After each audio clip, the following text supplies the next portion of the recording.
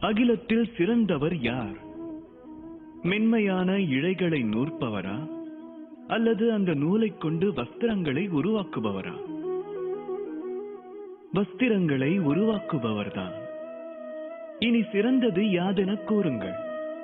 மண்ணை கரையில் சேர்த்து அதனை திரட்டி வைக்கும் வெள்ளமா அல்லது அந்த மண்ணை ஒருங்கிணைத்து அதை கொண்டு அற்புத சிலைகளை செய்யும் ஒரு சிற்பியா?